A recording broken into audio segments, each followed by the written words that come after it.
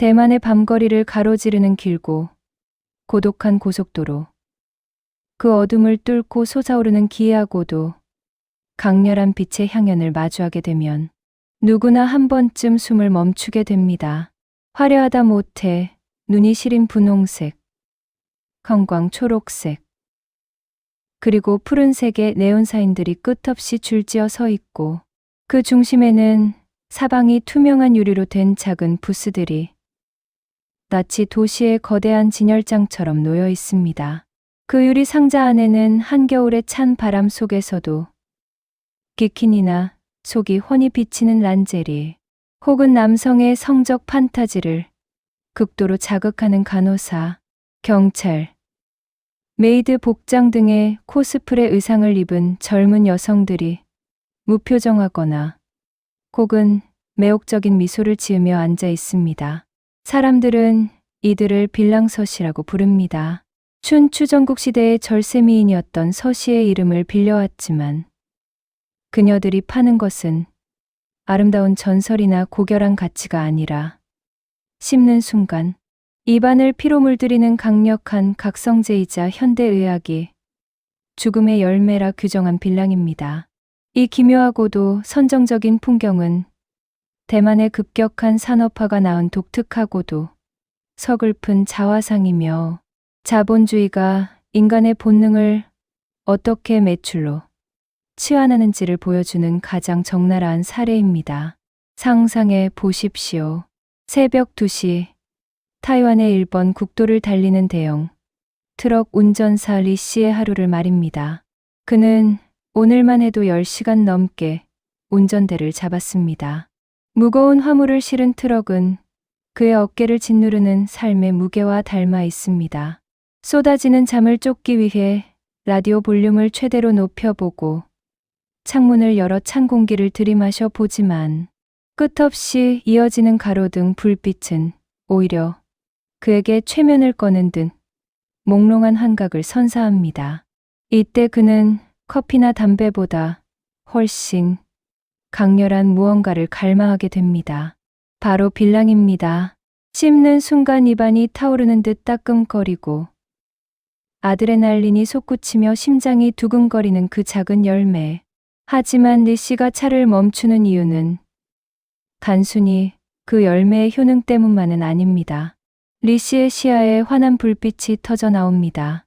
네온사인이 현란하게 깜빡이는 유리 부스. 그 안에는 22살의 젊은 여성 샤오메이가 서 있습니다.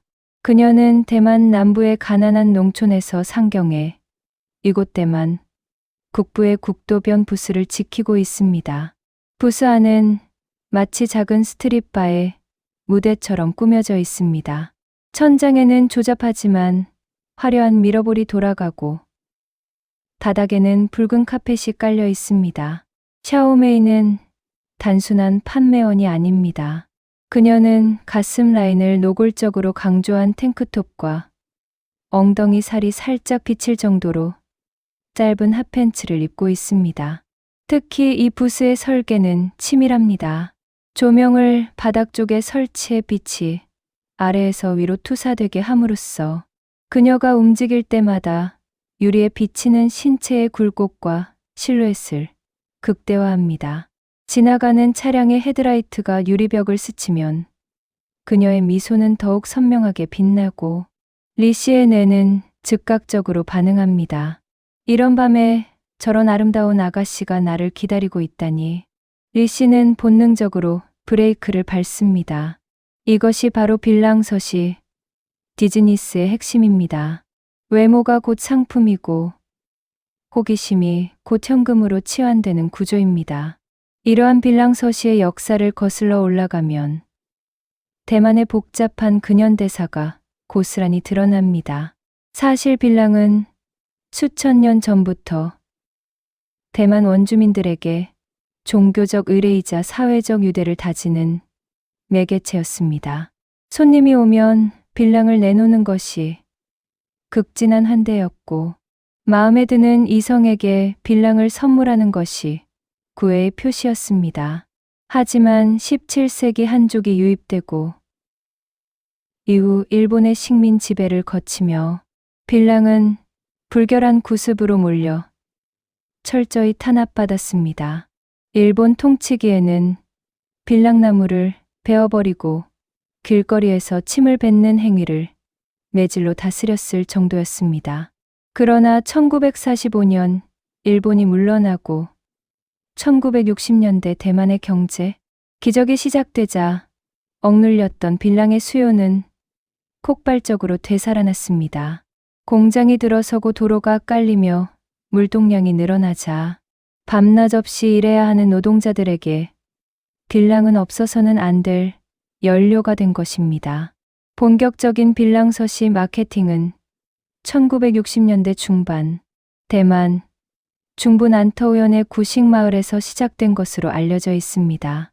당시 쌍둥이 빌랑이라는 가판대 주인이 평범한 중년 여성 대신 자신의 젊고 예쁜 딸들을 세우자 매출이 거짓말처럼 솟구쳤습니다. 이 성공신화는 삽시간에 전국으로 퍼졌고 특히 타오이안, 중리, 타이중 같은 주요 도통요충지를 중심으로 빌랑 부스는 화려한 유리 상자의 형태로 진화했습니다. 1990년대 대만의 경제 황금기와 맞물리며 빌랑서시 문화는 절정에 달했습니다. 당시 대만의 섬유산업과 경공업 공장들이 인건비 절감을 위해 중국 본토로 대거 이전하면서 수많은 젊은 여성 노동자들이 길거리로 매몰렸습니다. 배운 기술도 높은 학력도 없던 그녀들에게 한 달에 일반 직장인의 2배가 넘는 고수익을 보장하는 빌랑 부스는 거부할 수 없는 생존의 유혹이었습니다. 트럭 운전사가 차를 멈추면 샤오메이는 차량이 접근하는 각도에 맞춰 미리 준비한 포즈를 취합니다. 한 손으로는 빌랑이 담긴 투명한 비닐봉지를 살짝 흔들고 다른 한 손으로는 머리카락을 쓸어 넘기며 매혹적인 시선을 보냅니다. 형님, 오늘도 수고 많으시네요. 여기 잠깐 들렀다 가세요. 그녀의 달콤한 목소리는 엔진 소음에 묻히지만 그 몸짓만으로도 충분합니다. 리 씨가 차창을 내리면 샤오메이는 재빨리 다가와 몸을 숙입니다. 이때 의도적으로 연출된 노출은 남성 고객의 시선을 붙잡아 둡니다. 평소라면 50대만 달러웠지만 사고 갈 손님이 그녀와의 대화를 10초라도 더 이어가기 위해 혹은 그녀의 미소를 한 번이라도 더 보기 위해 200대만 달러짜리 세트 상품을 주문합니다. 빌랑의 담배, 그리고 에너지, 음료까지 묶인 세트입니다. 이 짧은 거래 시간 동안 발생하는 성적 긴장감은 빌랑 산업을 지탱하는 거대한 동력입니다. 남성 고객들은 자신이 단순한 각성제를 사는 것이 아니라 잠시나마 이 아름다운 여성과 교감하고 있다는 환상을 구매합니다. 밤새 고독하게 도로를 달려야 하는 노동자들에게 그녀들은 어둠 속의 이정표이자 오아시스 같은 존재입니다. 업주들은 이 심리를 잔인할 정도로 정교하게 이용합니다.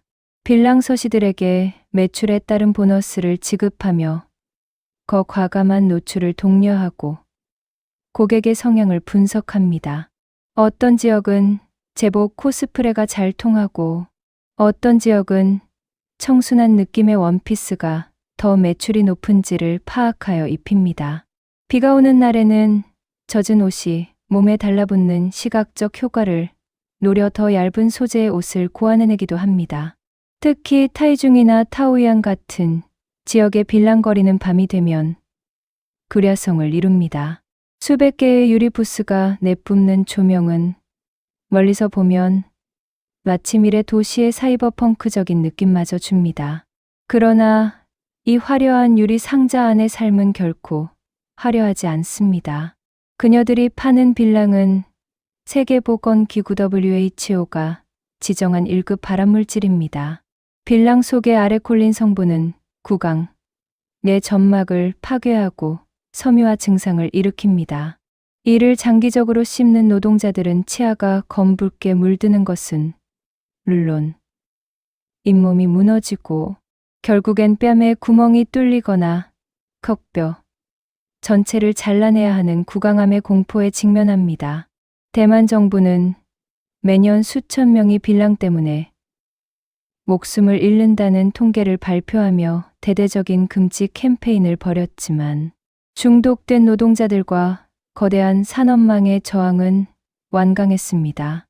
사회적 시선 또한 차갑습니다. 2000년대 초반부터 대만 정부는 도시의 수치라며 빌랑 서시를 강력히 규제하기 시작했습니다. 타이베이시를 비롯한 주요 지자체들이 배와 가슴, 엉덩이를 노출하는 의상을 법으로 금지하는 소위 삼불산부 정책을 시행하자 빌랑 서시들은 거리로 쏟아져 나와 시위를 벌였습니다. 우리는 몸을 파는 것이 아니라 정당하게 노동을 하고 물건을 파는 것이다. 우리의 옷차림을 규제하는 것은 인권 침해이며 가난한 여성들에 대한 탄압이다라고 외쳤습니다. 이들의 항변은 대만 사회에 큰 파장을 일으켰습니다. 하지만 경쟁이 너무 치열해지다 보니 일부 부스에서는 간골, 고객 확보를 위해 유리문 안에서 유사 성행위를 제공하거나 빌랑, 봉지 안에 자신의 개인 연락처를 넣어 은밀한 만남을 제안하는 등 실제 성매매의 창구로 변질되는 사례가 속출하며 규제의 명분은 더욱 강화되었습니다. 오늘날 대만의 경제 구조가 서비스업과 첨단 산업 위주로 재편되면서 빌랑 산업은 완연한 쇠락의 길을 걷고 있습니다. 육체 노동자의 비중이 줄어들었고 교육받은 젊은 세대는 빌랑을 씹는 행위 자체를 미개하고 불결한 구시대의 유물로 여깁니다. 타이커 다이크라고 불리는 대만 하층민 특유의 정서가 한때는 국경어 중심의 엘리트주의에 저항하는 본토 문화의 상징으로 추앙받기도 했으나 이제는 세련된 도시 문화의 물결에 밀려나고 있습니다. 한때 10만 개에 육박했던 빌랑 부스들은 이제 수천 개 수준으로 급감했습니다. 그나마 살아남은 빌랑 서시들은 이제 오프라인 부스에만 매달리지 않습니다. 인스타그램이나 틱톡 같은 SNS를 통해 자신의 팬덤을 구축하고 라이브 방송을 통해 빌랑을 판매하거나 자신의 굿즈를 파는 등 인플루언서 형태로 진화하고 있습니다.